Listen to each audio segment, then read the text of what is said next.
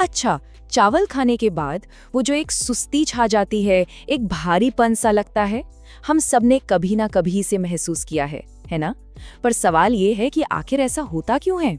चलिए, आज इसी आम सी लगने वाली फीलिंग के पीछे का साइंस समझते हैं। तो सवाल सीधा सा है, चावल खाते ही ये भारीपन आता कहाँ से है? और देखिए, ये कोई मन का वहम नहीं है।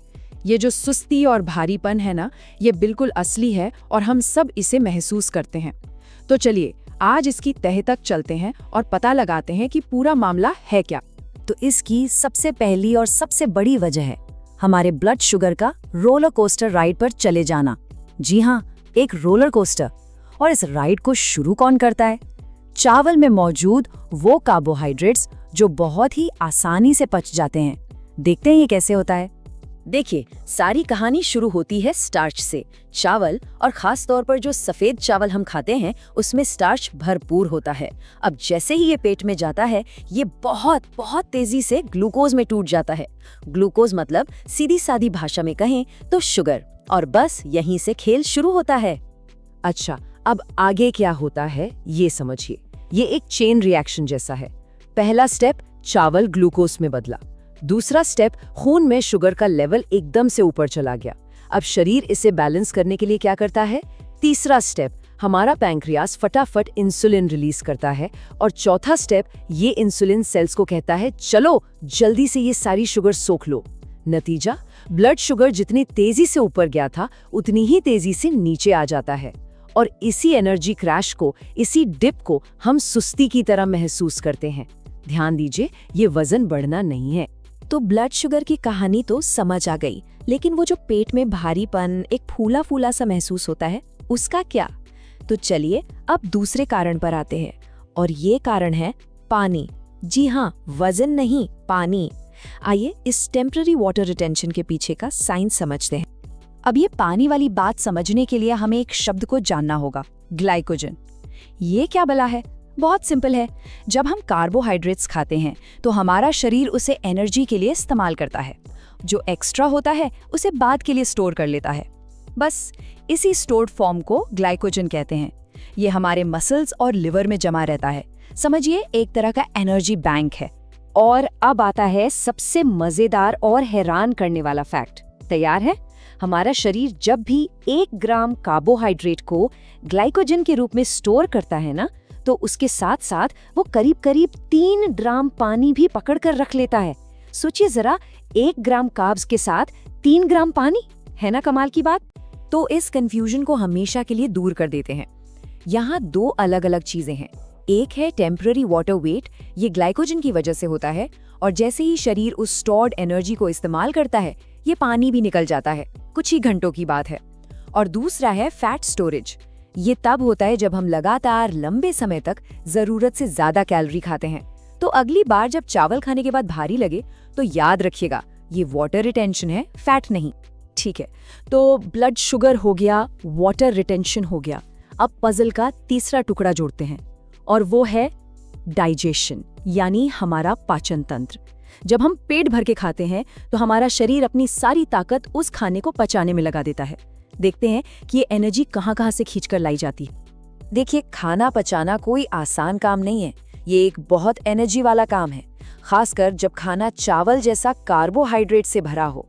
हमारा शरीर इसे एक बड़े प्रोजेक्ट की तरह लेता है और अपने सारे रिसोर्सेज, सारी एनर्जी इसी काम में झोंक देता है। और ये होता कैसे है? बहुत ही स्मार्ट तरीके से। हमारा शरीर ब्लड फ्लो का डायरेक्शन बदल देता है। मतलब दिमाग और मसल्स को जो खून जा रहा था, उसे कम करके पेट की तरफ, हमारे डाइजेस्टिव सिस्टम की तरफ भेज दिया जाता है, ताकि खाना पचाने का काम तेजी से और अच्छे से हो सके।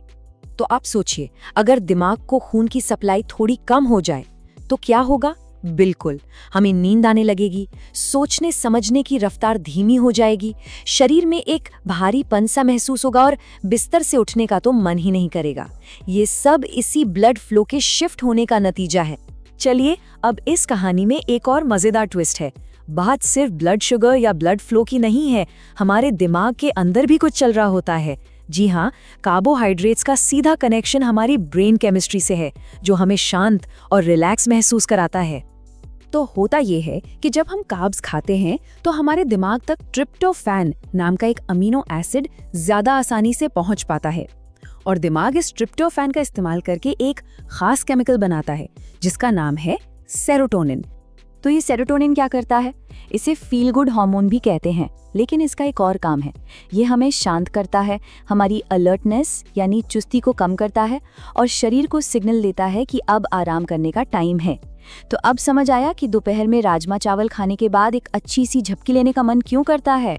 तो हमने 4 अलग अलग वैज्ञानिक कारण समझ लिए और अब आते हैं उस सबसे बड़े सवाल पर, उस सबसे बड़े मिथक पर जिसे तोड़ने का समय आ गया है। वो ये कि क्या चावल खाने से तुरंत वजन बढ़ता है? जवाब है इतनी जल्दी नहीं। हम सब ने ये बात सुनी है या शायद खुद भी कभी कही हो, अरे चावल खाते ही मेरा वजन बढ़ जाता है। ये एक बहुत ही कॉमन धारणा है, पर क्या इसमें कोई सच्चाई है? इसका सीधा और साफ जवाब है नहीं, बिल्कुल नहीं। ये सोच, ये धारणा पूरी तरह से गलत है। तो फिर असल में वजन या फैट बढ़ता कैसे है? देखिए, फैट गेन एक दिन या एक मील का खेल नहीं है। इसके लिए आपको लगातार लंबे समय तक जरूरत से ज्यादा कैलोरी खानी पड़ती हैं। ये एक लॉन्ग टर्म प्रोसेस है। चावल खाने के बाद जो फीलिंग आती है वो तो बस एक टेम्पररी बायोलॉजिकल रिएक्शन है और कुछ नहीं। तो फिर यहाँ से हमें सीखना क्या है? असली बात क्या है? असली बात ये है कि हमें किसी एक खाने को विलेन बनाने की जरूरत नहीं है। दोष चावल का नहीं बल्कि बैलेंस का है। सारा खेल संतुलन का है। और ये सिर्फ चावल के साथ नहीं होता। कुछ भी अगर आप जरूरत से ज्यादा खाएंगे तो यही असर होगा। अगर आपके खाने में प्रोटीन और फाइबर जैसी चीजें नहीं हैं और सिर्फ कार्ब्स हैं तो ब्लड शुगर का स्पाइक और भी ज्यादा होगा। यही चीज आपको ब्रेड, पास्ता या आलू खाने के बाद भी महसूस हो सकती है।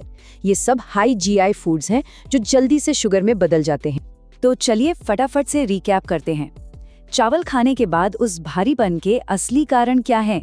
ब्लड शुगर का रोलर कोस्टर, इंसुलिन का rest and digest mode, energy store होने के साथ वाटर रिटेंशन, खून के बहाव का दिमाग से हटना और ब्रेन केमिस्ट्री का शांत हो जाना। तो आखिर में बस एक बात याद रखिए, जब भी अगली बार ऐसा महसूस हो तो ये मत सोचिए कि शरीर में कुछ गड़बड़ है। आपका शरीर फेल नहीं हो रहा है, बल्कि आप बस बायोलॉजी को, विज्ञान को एक्शन में महसूस कर रहे हैं। ये एक बिल्कुल नॉर्मल और नेचुरल प्रोसेस है और इसे समझना ही अपने शरीर को बेहतर तरीके से जानना है।